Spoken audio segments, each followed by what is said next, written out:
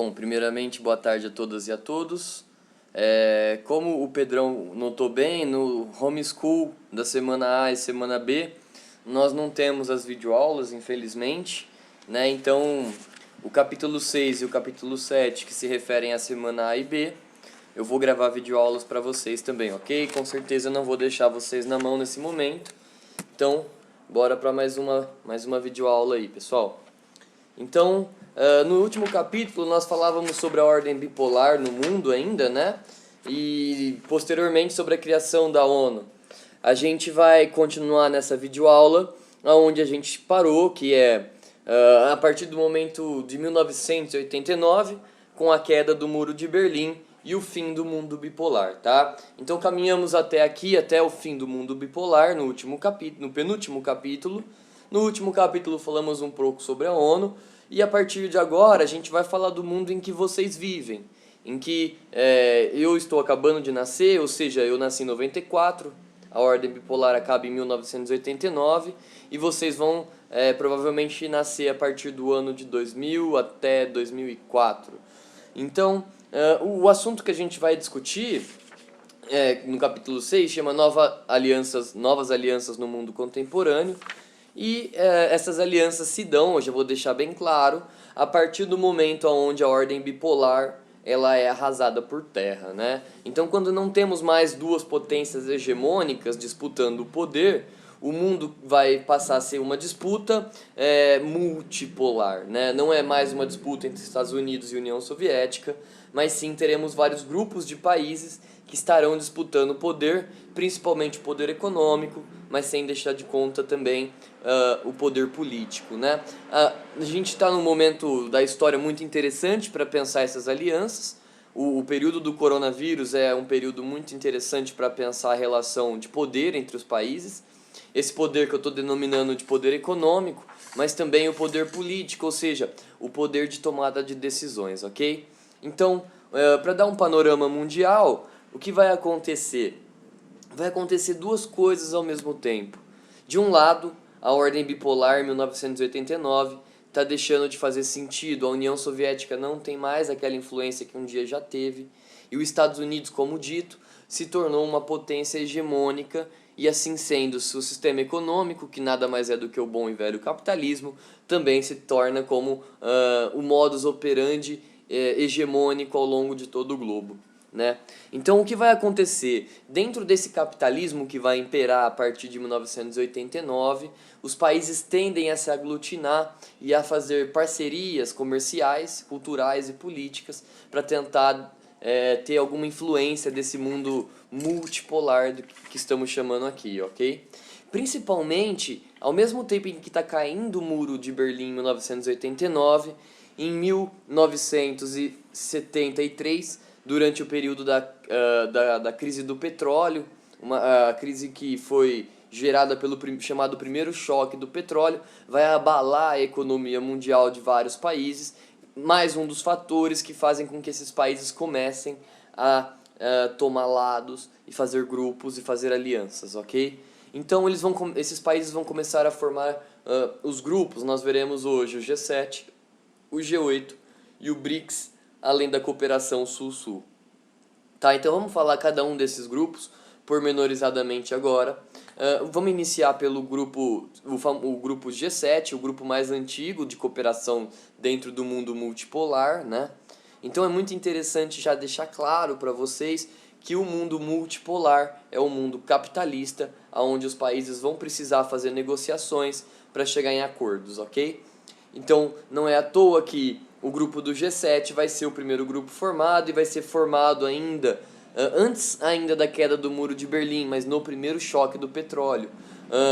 As grandes potências europeias e as potências norte-americanas, vale ressaltar, na página 106 eu estou dizendo, no último parágrafo, Alemanha, Itália, França, Reino Unido, Estados Unidos e o Canadá são os países que vão compor inicialmente o G7, né?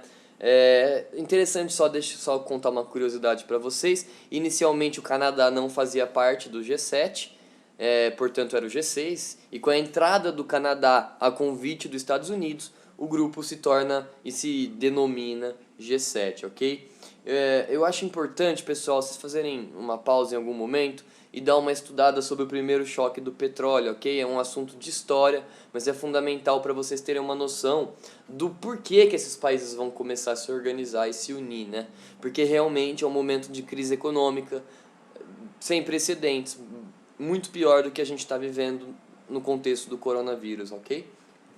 Então, bom, o G7 é formado por esses países e o objetivo do G7 é a união dos países desenvolvidos. Percebam, vamos lá, Alemanha, Europa, no norte, no hemisfério norte, Itália, Europa, hemisfério norte, Japão, hemisfério norte, na Ásia, Reino Unido, hemisfério norte, Estados Unidos, hemisfério norte, da América, França, hemisfério norte, da América. E aí a gente também vai ter a presença da Rússia, que também vai estar presente no hemisfério norte. Então, o grupo do G7 é o grupo dos países desenvolvidos, o grupo dos países que estão no hemisfério norte, né? E o objetivo deles era a união para troca de mercadorias, para troca dentro da escala econômica, do trabalho mesmo. Inclusive a própria União Europeia também tem esse objetivo, tá? E o G7 também troca principalmente de tecnologia. Então o objetivo do G7 é a união desses países para o desenvolvimento mútuo. O que é, por um lado, para esses países algo muito bom, mas que abre críticas também ao G7, né? Há quem critique o G7 dizendo que a união dos países desenvolvidos, que na troca dessas relações comerciais e econômicas, não vão levar em consideração os países subdesenvolvidos ou os países emergentes, né? Ou seja, é a aglutinação de poder dentro de um grupo pequeno de países que, por consequência, acaba excluindo outros países de participar da disputa, digamos, honesta pelo poder mundial, ok? Aqui é importante destacar também qual foi a relação da Rússia com o grupo do G7. A Rússia, ela inicialmente, ela vai demorar para entrar no G7, ela vai ser convidada somente em 1997, um convite inclusive simbólico, né, pelas políticas que a gente viu do presidente Gorbachev e depois do Yeltsin, e após ser convidada em 97, ela vai ficar no grupo até 2014, quando em 2014 a Rússia é obrigada a se retirar do grupo do G7, né? Todos os outros países se uniram pedindo que a Rússia saísse do bloco, porque a Rússia estava atacando a região da Crimeia. É uma região que ficou muito famosa ano passado, ano retrasado, pelos conflitos entre a Rússia e a Ucrânia pelo poder da Crimeia. Vale destacar que a Crimeia é originalmente um território ucraniano, foi anexado pela União Soviética durante o período bipolar e agora no mundo contemporâneo a Ucrânia vem pedindo a independência desse território, né, e a Rússia não quer permitir, e essas dois Estados-nações estão em conflito devido a isso, né, principalmente com a figura do presidente atual da Rússia, né, uma figura extremamente enérgica e com alguns pontos de vista também bem radicais. Então é importante destacar que a Rússia, ao mesmo tempo que ela foi convidada a participar do bloco em 97, ela vai ser convidada a se retirar em 2014, tá? Pois bem, então, dito isso, eu já estou aqui na página 108 mostrando as atuações e as críticas que recebe o G7.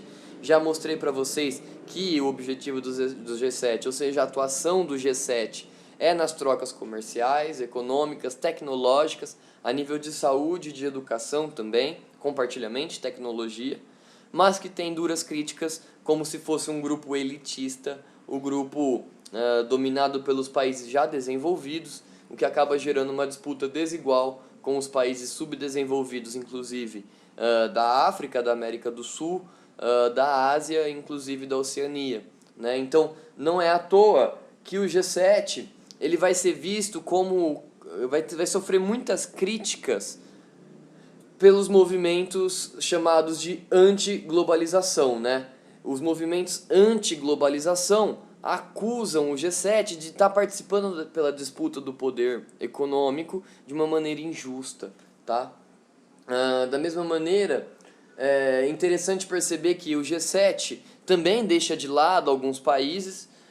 Vale destacar que a China é uma grande potência do mundo contemporâneo. Inclusive, há pesquisadores que digam que a China tende a passar os Estados Unidos, pelo menos na questão econômica, né, nos próximos anos. E mesmo assim, a China não é convidada a participar do G7. Óbvio, existe aí uma questão ideológica, né? A China é um dos poucos países que mantém uma ideologia comunista da era bipolar, né? Todos os países do G7, pelo contrário, são países que são formados a partir de uma lógica capitalista. Então, por esse conflito ideológico, a China não é convidada a participar do grupo G7.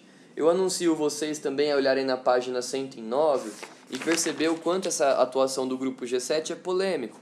Porque temos aqui uma notícia, por exemplo, do Donald Trump, uma notícia de 2017, onde ele é o único país, os Estados Unidos, portanto, é o único país do G7 a sair do Acordo de Paris. Lembrando que o Acordo de Paris é um acordo de proteção socioambiental que limita a emissão de gases de efeito poluente. E Donald Trump, representando seu país, que é os Estados Unidos, em 2017 abandona esse acordo, sendo que todas as outras nações do G7 fazem parte do Acordo de Paris. Então é lógico que isso vai gerar um conflito, porque enquanto os Estados Unidos, a partir dessa decisão do Donald Trump, não vai mais se preocupar em fazer poluição a rodo para a produção industrial, os países da Europa que fazem parte do Acordo de Paris, também vale destacar o Japão, eles têm que diminuir sua produção industrial para tentar diminuir a emissão de poluentes, né? Então acaba se tornando um coelho, um peixe fora d'água, o caso do Donald Trump e dos Estados Unidos em relação ao G7, e é claro que isso vai gerar conflitos. Então, exatamente pelo motivo de um grupo dos 7 países mais desenvolvidos do mundo se unirem, e isso ser uma coisa um tanto quanto injusta e gerar tanta polêmica, é que vai surgir na história mundial, a partir de 1999, o G20. O G20 é o grupo dos 20 países que não só são desenvolvidos, mas também agora aglutina os países emergentes, ou seja, os países em desenvolvimento, né? E esses países podem ser encontrados na página 110, Estados Unidos, Canadá, olha só, o México, o Brasil inclusive foi líder do G20 no ano de 2008, a Argentina, Alemanha, Turquia, África do Sul, Índia, China, agora a China entra, no G7 não entrava, e Austrália, além da Rússia, né, que foi mandada embora do G7. Então, quer dizer, o G20 tem uma coisa muito parecida com o G7, em certo sentido, porque é um grupo de ajuda mútua entre esses países, ajuda mútua para desenvolvimento econômico, tecnológico, da saúde, da educação, tá? Mas, por outro lado, é muito distinto do G7, porque não está preocupado não é um grupo preocupado em formar e unir os países mais desenvolvidos do mundo. Pelo contrário, o que a gente percebe olhando os países que fazem parte do G20 é que há um misto entre países desenvolvidos e países em desenvolvimento que passam a se relacionar mutuamente, tá? Vale destacar aqui principalmente a participação da China no G20 e a sua aproximação comercial, ou seja, a aproximação comercial da China com o Brasil e até mesmo com a Argentina, tá? Então, o G7, a gente pode perceber que apesar dele ser um grupo formado pelos 7 países mais ricos e desenvolvidos do mundo, ele tem diminuído seu poderio em frente à economia mundial, principalmente pelo advento do G20, ok? Vamos falar agora sobre um outro grupo econômico. Esse grupo é chamado de BRICS, é o grupo de países emergentes, principalmente países da África, da América do Sul e da Ásia. Então podemos falar que o BRICS é formado por B do BRICS de Brasil, R de Rússia, I de Índia, C de China e S de South Africa, ou seja, África do Sul em inglês, ok? Então, o BRICS foi criado em 2001 e ele foi criado de fora, né? É interessante notar isso, que a primeira pessoa a usar a expressão BRICS não foi a união desses próprios países, mas foi um economista conhecido como Jim O'Neill, que em 2001, ao fazer um dossiê sobre o desenvolvimento dos países do mundo, percebeu que esses 5 países eram os países que tinham a maior possibilidade de se tornarem a nova potência mundial, principalmente a partir de 2050, né? Podemos discutir se o Jim O'Neill chegou, se a conclusão estava correta ou não, porém tem um caso que nós não podemos discordar do O'Neill, que é o caso da China. Quando ele escreve em 2001 de que os BRICS são os países que podem se tornar os maiores players, os maiores jogadores da economia mundial, ele acerta principalmente na China, né? Pensando que ele escreveu isso em 2001 e nós estamos em 2020, já faz 19 anos, eu era uma criancinha quando eu estava aprendendo isso na escola, é bem interessante eu como professor jovem pensar que o que eu estava aprendendo na escola, que poderia ser uma possibilidade, se tornou uma realidade, né? Então aqui a gente já consegue notar a importância da ciência para o desenvolvimento humano. Aquilo que foi feito cientificamente, uma análise dos países que tinham mais potencial para se tornar potências na economia mundial, se tornou uma realidade e hoje a China é o segundo maior país em termos de PIB do mundo. Ok? Os BRICS, então, além disso, eles também têm outras características em comum, tá? Podemos pensar que Brasil, Rússia, Índia, China e África do Sul têm em comum a mão de obra barata, a abundância de matéria-prima. Quando a gente olha para as florestas da África do Sul, quando a gente olha para as florestas brasileiras, quando a gente olha para o petróleo brasileiro, para o petróleo russo, para as florestas indianas, todas as especiarias que lá tem, para a indústria indiana, principalmente de tecnologia hoje, e de vestimenta, a indústria têxtil, para vocês saberem, muitas marcas de roupa são produzidas na Índia. E quando a gente olha para a China, a gente nota que esses países têm em comum essa industrialização, que é dependente, é de uma mão de obra barata, mas é de grande abrangência mundial, né? Grande parte das matérias-primas usadas no Xiaomi ou no iPhone vieram do Brasil. Grande parte das matérias-primas que é utilizada na fabricação da Nike e da Adidas veio do Brasil, veio da Índia, né? Até mesmo a produção dessas mercadorias estão sendo realizadas no Brasil, na Índia, na China e na África do Sul, sem contar a Rússia, ok? Outra característica em comum são países que, se você forem pensar, extremamente populosos, né? O Brasil tem 220 milhões de habitantes, 220 milhões de habitantes. A Índia passa de 1 bilhão de habitantes. A Rússia, apesar de não ser tão populosa quanto o Brasil, ainda assim também tem uma população gigantesca. Então, quer dizer, o que significa ter uma população gigantesca? Significa que esses países têm dentro do seu território um grande mercado consumidor, ok? Outra característica que nós podemos citar aqui é que são países que vêm, a cada ano que passa, adquirindo maior importância e poder frente à economia mundial, né? Então, se a gente for olhar aqui na página 114, tem uma foto da cúpula dos BRICS, né? Os presidentes e representantes políticos dos países do BRICS. Eu queria chamar a atenção para vocês na página 114, principalmente aí a figura do Michel Temer representando o Brasil, para que meus alunos abandonem essa síndrome do vira-lata de pensar que o Brasil é um país atrasado ou pobre, né? Nós somos um país emergente e prestes a atingir o desenvolvimento pleno, ok? Segura a gente, Estados Unidos. Segura a gente. Né? Por fim, o último grupo a ser falado é o grupo chamado de Cooperação Sul-Sul, mais um grupo que o Brasil faz parte. E esse grupo ele surge como resposta ao G7 também, né? O grupo dos países chamados de Cooperação Sul-Sul são países que estão no hemisfério sul. Portanto, países da América do Sul e países da África principalmente, ok? É interessante notar, e vocês podem ver isso no segundo parágrafo da página 115, que esses países também são países que no período da guerra bipolar, da Guerra Fria, são países que se mantiveram neutros, né? Ou o mais neutros possíveis. Ou seja, são os países que participaram do Tratado de Bandung. Lembram do Tratado de Bandung que a gente discutiu? Pois bem, então quer dizer, é interessante notar também que dentro da cooperação Sul-Sul, o Brasil ele é uma das maiores potências do grupo, tá? Então nós brasileiros provemos para o grupo Sul-Sul não só o desenvolvimento na área econômica, mas principalmente na área da educação, nos setores da saúde, por exemplo, no combate à AIDS, por exemplo, na educação, na transmissão da tecnologia que utilizamos nas universidades públicas brasileiras.